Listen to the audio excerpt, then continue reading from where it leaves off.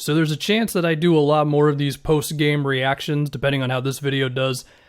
I did this in the playoffs. I thought it was really fun, and, why not? And with tonight, you start with Steph Curry. 40 points against the Magic. He had 10 threes, and, it was pretty normal Steph Curry. the guy's so amazing that it's just a given. When he makes 10 threes, we're just like, oh yeah, I guess he did that. Some of it was some off-ball action, pin downs, that sort of thing. Some of it was him relocating to the corner off of somebody else driving. Some of it was him just taking a shot with the guy in his face, classic Steph Curry stuff. And really, Steph, I don't know if he's in the MVP discussion because the Warriors are, the 8th seed, the 7th seed, something like that. Granted, the West is very close. But he's playing well enough to be talked about as an MVP. Before this game, 30 points, 6 assists, 5 rebounds, 49 from the field, 43 from 3. Let's just look at the true shooting. What is it, 70%? 66%, which is close to his 2018 season, or 2016 season, excuse me, which is thought of as the greatest offensive regular season of all time. So the point being is, if the Warriors can just rack up a few more wins, with which it will be a bit of a struggle if I can talk properly here, then yeah, I think Steph Curry should 100% be in the MVP discussion. Maybe he'll end up, 4th or something. It's tough. You're looking at LeBron, Embiid, Jokic. I still feel like Kawhi could creep in there. I feel like early in the season it seemed like it could have been PG, but I feel like Kawhi has been better than PG a little bit, and we'll see. We'll see as the year goes on, but I feel like Steph Curry, he's got to be mentioned in some sort of way. He's just playing way too well. And this game was just another version of that. And we'll get to the other games of the night. But to think about the Warriors a little bit more, 14-12, assuming that it's updated on the NBA standings when I Google it. And, they're 2 games out of the 4th seed with the Suns. So they're right in the mix. They are. And sure, they're not title contenders or whatever, but depending on the seeding and whatever else, they should be a scary enough team in the playoffs, Like this regular season, it's going to be up and down. Steph is, of course, not going to do this every single game, although he's been pretty close to it the past few games.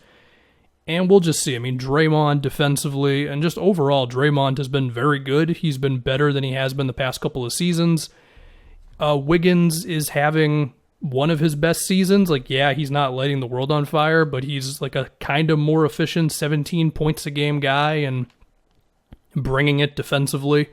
If Kelly Oubre can string along some good shooting performances, then you hope as a Warriors fan that this season can continue being pretty good. And to be fair, Oubre's shooting after a horrid start has been quite a bit better the past few games. So some of the ingredients are there for them to continue being pretty good, and you keep riding it long enough, and maybe Steph has some insane stretch at some point. They win 5-6 in a row. Hell, that could be the beginning of this right now.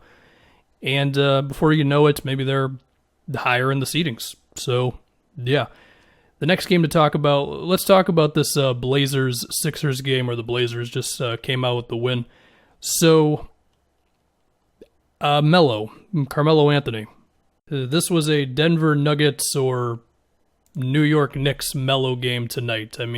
There was a sequence there which made me feel like I was, 14 years old again watching Carmelo Anthony. He had an elbow ISO on Tobias Harris, got right to around the free throw line, just rose up over him. He got a screen from Harry Giles, pull-up 3. Dwight Howard didn't step up on it. He had a similar play, which was like kind of a pick and roll, and Tobias had a pretty good contest, and then Melo just made it over him anyway. He had a 3 over Korkmaz that was, really early in the shot clock. You might be like, whoa, Melo, what are you doing? And he just made it anyway. He had a post up on Tobias, a turnaround jumper late, and then he had that super off-balance bank shot, and that's just awesome to see, because of course we don't know how much time Melo has left, and he's not doing this every single game, but when he does it, it's always fun. We appreciate it. And I guess to think about the Blazers overall, Dame didn't make all of his shots tonight. Ben Simmons was on him, and seeing Ben defend Ben defend Dame, it was a little comical, like how much bigger Ben Simmons is than Damian Lillard. The other thing to make note of was that Embiid was stepping up a lot on Dame's screens, which was a thing that Embiid didn't always do. And I mean, this is one game in the regular season, but it was a good sign. And Embiid was awesome. I had a tweet where I said Joel Embiid is on Chris Paul's level of mid-range shooting right now. I took a look at Embiid's mid-range percentages. He's actually shooting over 50% on mid-range jump shots, and we are over 1/4 of the way into the season.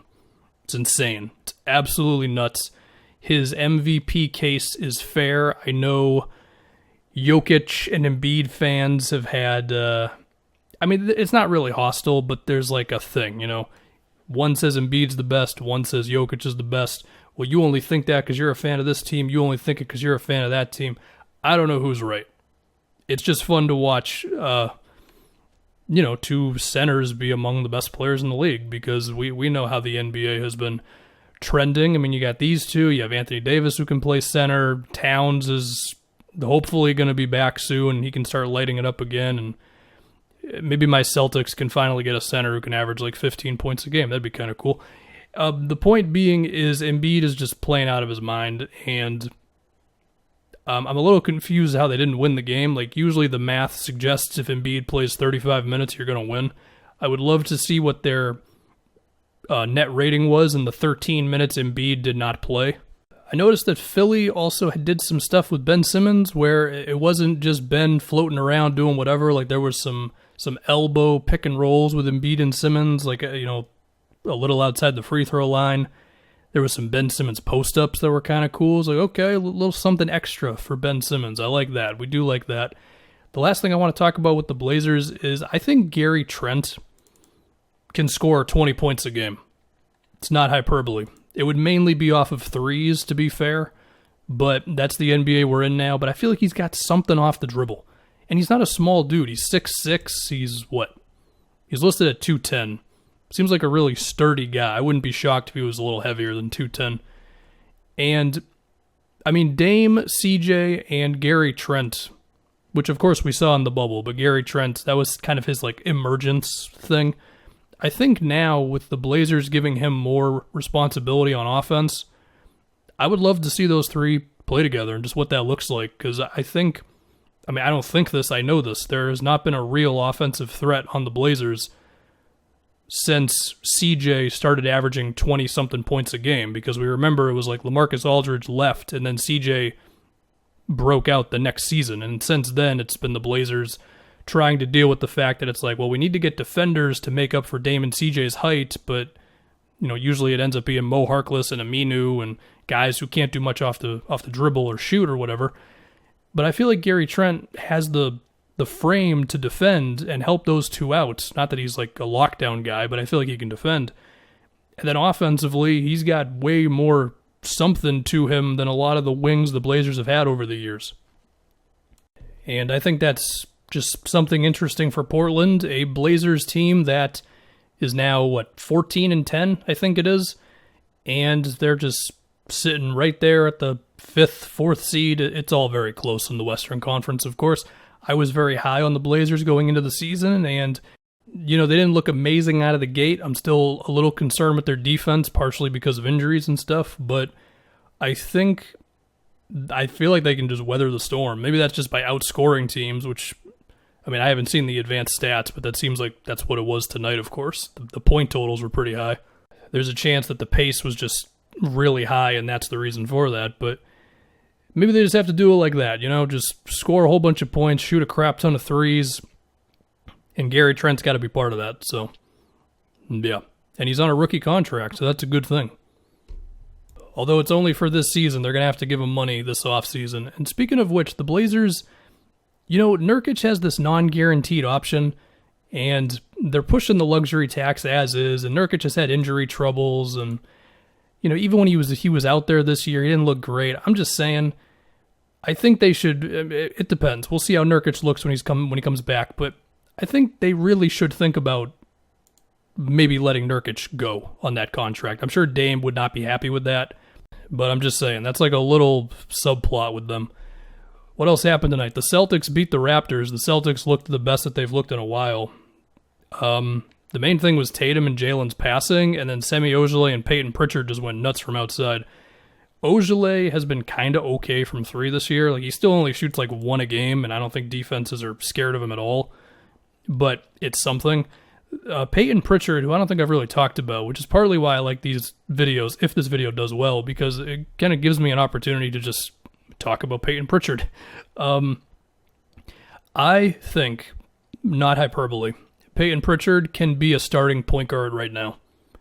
He'd give you like 13 and 5 in good efficiency, and defensively, I think he plays hard, and I mean, he's a smart player, so I think he knows how to rotate. The size is always going to be what it is, but I just feel like Peyton Pritchard just has like solid 12-year career written all over him, where he averages like 15 points and 5 assists, and he's not even a bad rebounder for his size. And then, I know there's talk about, Kemba Walker, the knee injury and all that.